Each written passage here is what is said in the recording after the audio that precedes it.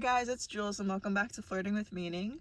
Today I'm wearing this teal long sleeve ribbed top with some buttons. And you already know I'm wearing the tabbies. Do I even have to show you? I'm gonna show you anyways. You already know. So let's get right into it, I guess. So recently I've had to let go of a lot of things in my life, which made me kind of want to talk about that today. More specifically, people that don't serve me, but I held on to for dear life for a very, very long time. Because in the past, I've had to let go of a lot of things that I didn't want to, that I really wanted to work out, to the point where it got to, does everything just not work out for me? I would ask myself, I was like, seems like it's working out for everyone else except for me. I saw this thing on TikTok, you know, those poetry slideshows on TikTok? That used to be my entire For You page, but I kept seeing this one and it was like, everything that I love has claw marks on it, saying that we put up a fight to not have to let something go. When it comes to letting go of people, I have a hard time because, you know, there's always that rhetoric of, they always come back. Like, don't you worry, girl, they always come back. Girl, maybe for you, but that's never happened to me once. Like, maybe for you, but for me, it seems like everybody runs in the opposite direction and they never look back. So I know that when I let go of someone, I'm most likely never going to speak to them again. So maybe that makes it a little harder. There's this song called Hole in My Pocket. I forget who it's by. I feel like it's Zachary Hood. If that's not the artist, I'm going to cut this part out, but I'm pretty sure that's who it's by. And it came up on my shuffle, like, you know when Spotify will come up with the random playlists for you? It came up on that, so I listened to it, and the first line of the song is literally, hole in my pocket, I tend to lose things. And that hit me so hard in the gut.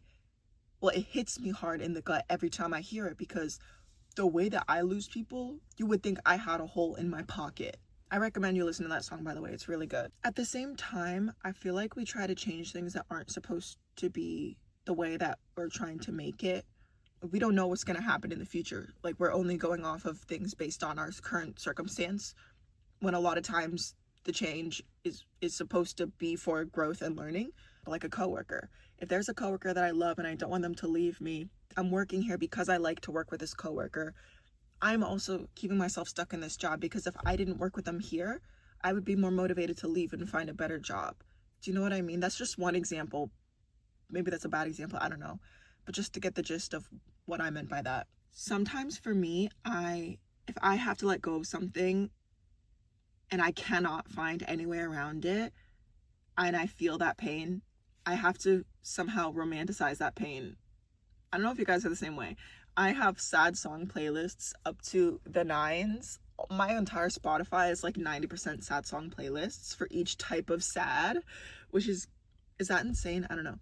But I think this was an interview with Angelina Jolie, and I forget the question, but I think it was kind of, how do you make it through heartache? How do you make it through a tough time? And she said, just feel the emotions. Like, don't go around it. Like, you just have to go right through it. You just have to feel every emotion, every uncomfortable, every painful emotion. That's the only way to get to the other side. So that's kind of how I do it. I romanticize it. I listen to the sad songs. I feel it.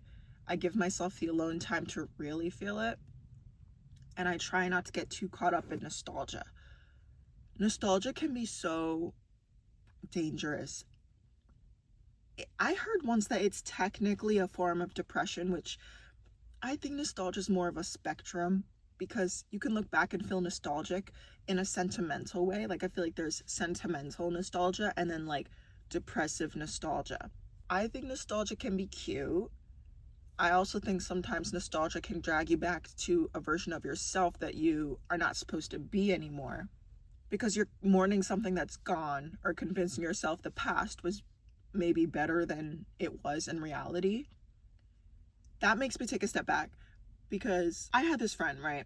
Well, let's just say I had this guy that I was talking to. I always try to find a way to talk around the guys that I used to talk to by calling them my friends. But I'll be straight up, this is a guy that I used to talk to, and I really, really liked them. But whenever we would hang out, there would be some issue, so much drama. And I would like, in my head, I would think, oh my gosh, like I can't do this anymore. Fast forward to a year later, some days that I spent driving home crying, I'm thinking, oh yeah, that was a fun day. No, girl, you drove home crying. Like, you're just thinking about the good parts of it. That's also something about nostalgia, is you're only reminiscing on the good parts. The bad parts, maybe you healed from, or you're not thinking about as much. So they're not as substantial as the good part of that memory. You know, we always talk about healing like it's some linear thing, but healing is not linear. It goes like up and down and up and down. So I guess what regular advice that most people would give you when it comes to healing and letting go would be deleting playlists, unfollowing people, not checking people's stories, letting go of who you were when you were with them, because let's be honest, we changed too. But for me, I don't think I've ever deleted a playlist that I used to have to when I would think about somebody. I'm just saying this assuming that we all make playlists of songs that remind us of somebody. Maybe it's just me, I don't know. But like, if we go back to 2019, there was a guy I was obsessed with, and I gathered a bunch of songs on Spotify that made me think of him, that I could like daydream about, and I would listen to it all the time. And it got to a point when I got hurt by that person that I couldn't listen to those songs anymore.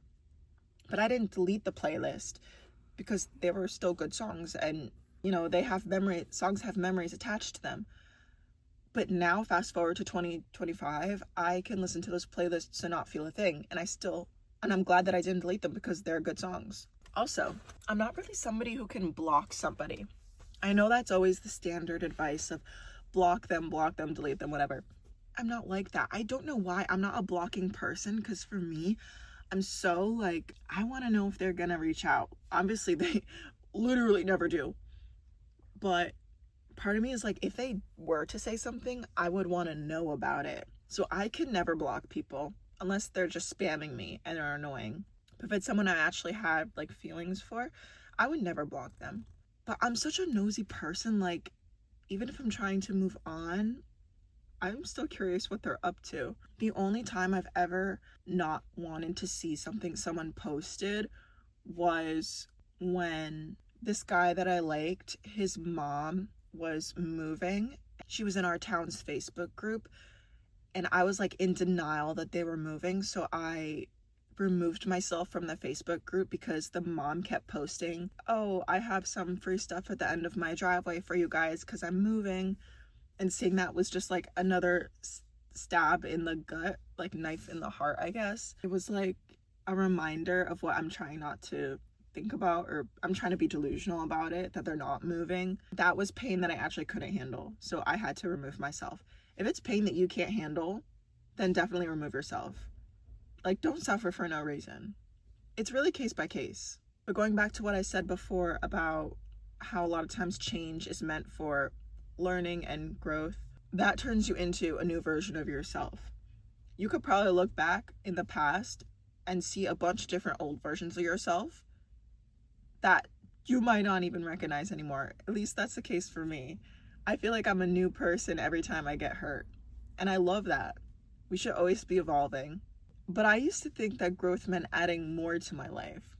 Lately, I think it's more about subtracting and letting go who I thought I had to be, the ideal version, or the one who had it all figured out. Because honestly, I never felt more like myself than when I admitted that I had no clue what I was doing. I was so naive back in the day. I really thought I had it all figured out, but oh my goodness, I did not. If I knew then what I knew now, I mean, now I got a story. Now I got plenty of stories to tell and laugh at. So there's that, I guess. But letting go of that past version of me, or the past versions of myself, is honestly harder than letting go of other people sometimes, because it feels on some level that you're betraying yourself, or you're abandoning the person who had all those dreams, all those wants, all those, all the things you believed that would last longer than they did, like those friendships that betrayed you or kind of fell off, or maybe you just drifted apart. But maybe that person that I was letting go of is who brought me here. And I'm so glad to be here, you know what I mean? So I think you need to thank the previous versions of yourself who went through all that pain.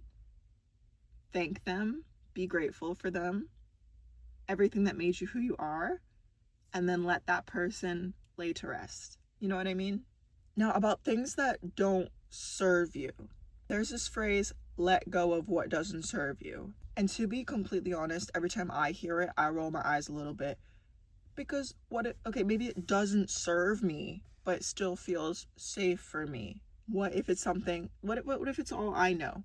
For example, if I live at home in my room, maybe it's not the most positive environment, maybe it's a toxic environment. It definitely doesn't serve me, but it feels safe to me. It's what I know. Maybe it's an introvert thing. Maybe this is why people don't leave toxic relationships either. It's not serving them, but it's all they know. But honestly, if you want peace, you have to be willing to choose discomfort for a little while. Peace and comfort are not always going to be the same thing. A lot of times, comfort is just chaos that you're used to. I hate to keep bringing up things I saw on TikTok, but I saw this thing on TikTok and it was like, of course everything is falling apart. Your new life is going to cost you your old one. I'm gonna say it again. Of course everything is falling apart. Your new life is going to cost you your old one. Should I say it again? You know when you find out some news that just feels like a punch in the gut, like someone just stabbed you multiple times in the chest? There was one time I was experiencing that last year. Someone told me some really, really bad news that threw off a big thing that I wanted to happen in my life. I couldn't figure out why. I just couldn't understand what I was supposed to do with the fact that everything I wanted was crumbling. And then I heard this phrase, I kind of like when everything falls apart, because now I can make it how I want it. Now we can start from square one. We can start from scratch, blank canvas. Now we can do the things that we want to do the way that we do them, and we can start over. You could think of it like a second chance almost. As long as you have that strength to let go and appreciate what was, appreciate that version of yourself. Take what you learned from them and lay them to rest. So yeah, let go of the version of the life that you imagined. Let go of the timeline that you thought you'd be on by now, or the people who made you feel like crap, or just kept beating you down, but you were attached to for some reason, maybe because they felt familiar. Let go of that nostalgia that's lying to you, if it's making it seem like things used to be better than they were, because it's a trap. It's a mental trap. It's hindering you from moving forward. Good nostalgia doesn't hinder you from moving forward. It just brings you sentimental feelings that you appreciate a little bit more when you look back on your memories. So definitely when you feel nostalgia, keep in mind those two different types and try to distinguish, and don't fall into the trap of the depressive nostalgia, because I feel like nobody actually talks about that enough. So that was a lot of letting go of past versions of yourself, you know, the people in your life. But what about the material, right? Because I was cleaning my room the other day and oh my gosh, I have so much stuff. My room is so small, but I have so much stuff. But then I get in these moods where I'm like, I'm just a soul with two eyes, floating eyes. I don't exist. I am attached to nothing, and I'll just throw everything away. Now, okay, maybe that was psychosis. Maybe don't take that advice, but you have to think about why you're so attached to the object. Is it trauma? Is it from PTSD? Is it just a good memory that you have? Because obviously if like it's something you have a good memory to, like, yeah, don't throw it away. But you know, I've seen, here I go talking about TikTok again. I saw a TikTok of somebody who was at a thrift store and there was like a wedding video in the thrift store. Like somebody gave up their wedding video or a copy of it. And I thought that was so funny because I don't know, there's just something so funny about that. Like, what do you think? Someone's just gonna buy it and take it home and watch it? Do you think someone's gonna buy it? That's so, I don't know, the concept of that is so funny to me because it also had their first and last name in it. But I mean, what else do you see at thrift stores? When I go to a thrift store, I do see a lot of things that in my head I'm like, this seems kind of something that I wouldn't have given up. But maybe that's the whole point of thrift store shopping in general, is that you buy things that you want that someone else didn't want.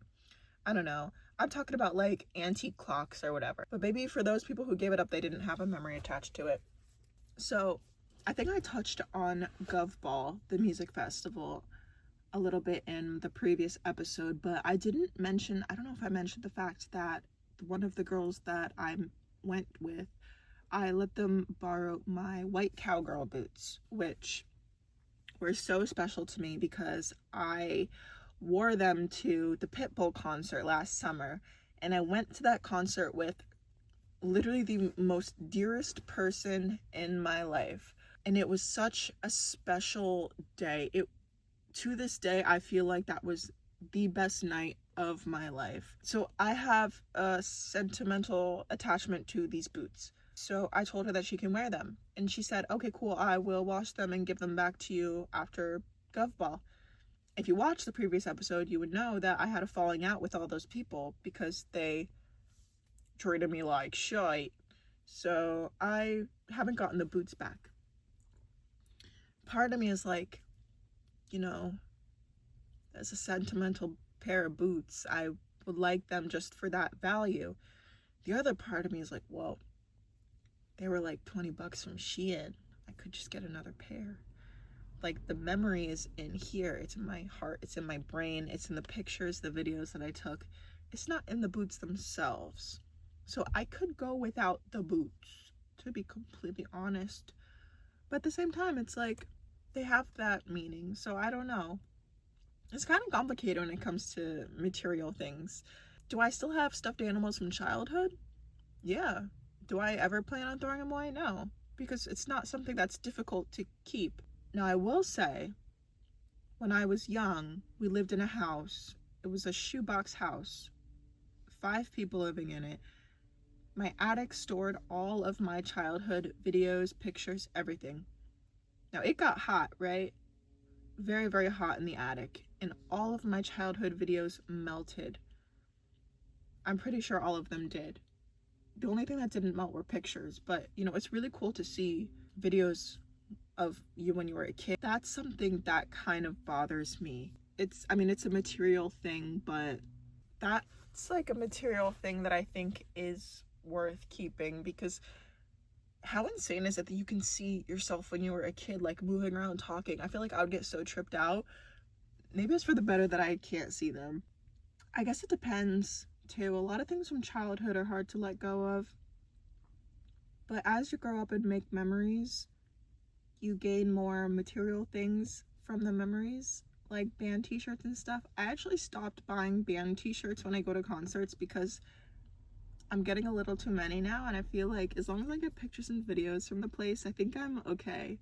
Because I don't wear those things. I do not. I thought I would wear them more than I did, but I already have so many clothes, and they're so expensive too. I try to be more of a minimalist these days, so I try to have as little of material possessions as possible.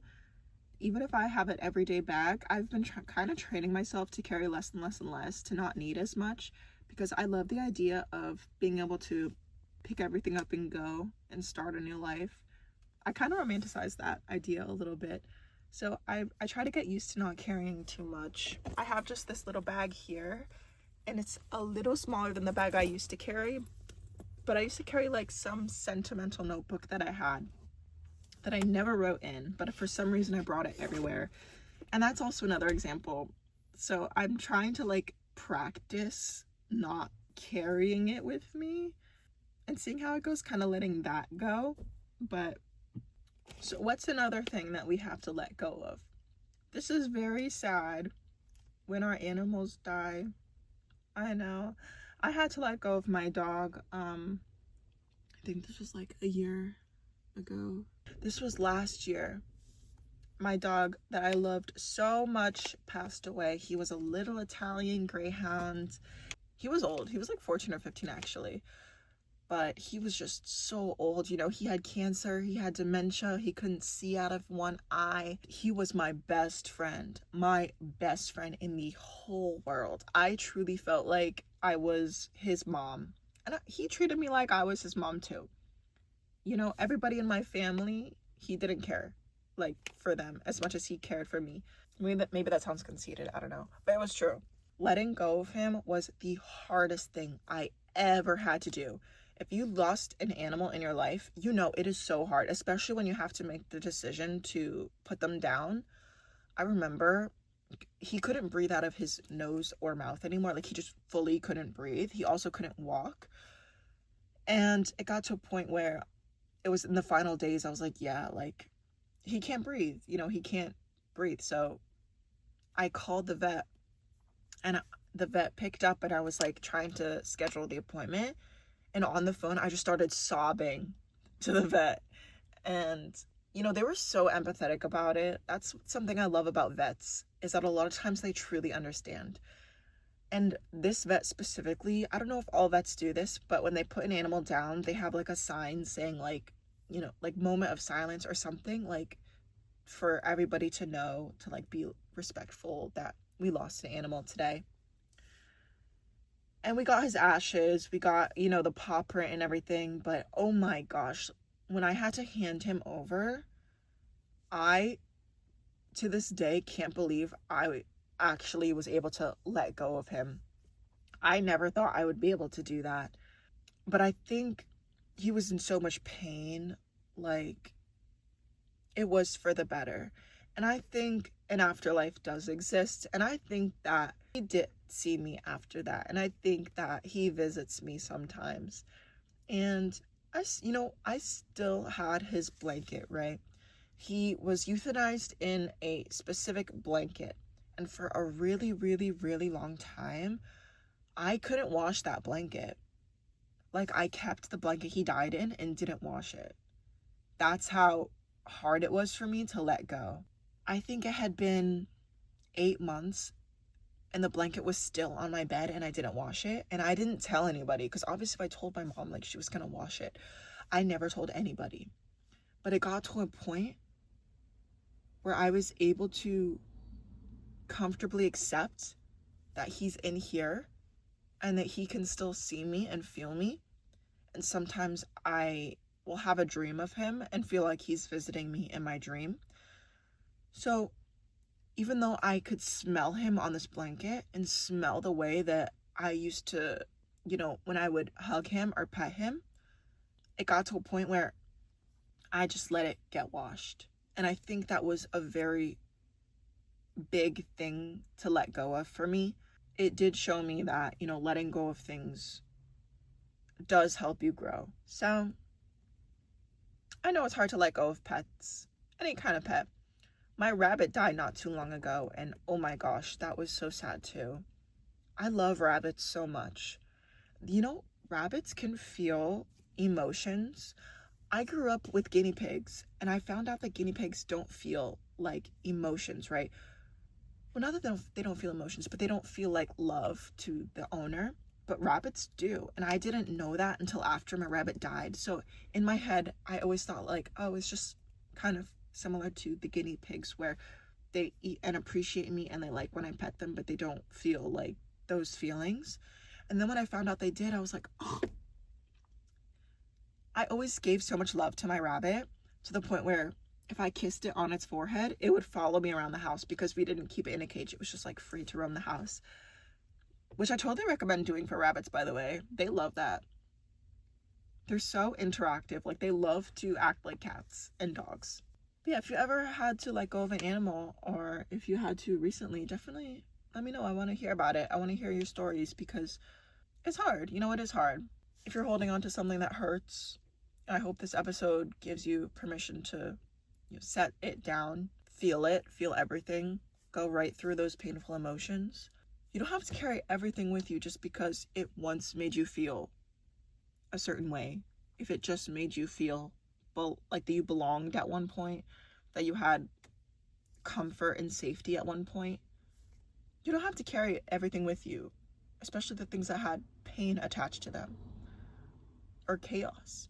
You're allowed to move forward without a perfect ending that you thought you were going to have. You can move forward without closure. Because closure, oh my gosh, if you wait for closure, if you cannot move on without closure, you will not be moving on for a while, because 9 times out of 10, we never get the closure that we want. Ever. I don't think I've ever gotten closure. Maybe once. You don't need to have that one last conversation. You're allowed to let go. It doesn't make you weak for letting go. It makes you strong to let go. Letting go is so hard. And if it feels like there's a hole in your pocket, right? Maybe that's not a flaw. Maybe it's not a bad thing to have a hole in your pocket. Maybe it's just a way for life. Maybe it's just a way for the universe to lighten the load for you, so you can move a little freer. So if there's been things that you've been holding on to that really just drag you down, I really hope you take what I said today. Make those sad song playlists. If you don't have them, make them and feel it. And feel all your feelings. Think all your thoughts. Don't not let yourself think a certain thought. Just think everything. Feel everything. And let me know how it goes. I want to hear about it. Thank you so much for listening, guys. I love you so much, and I'll see you in the next episode.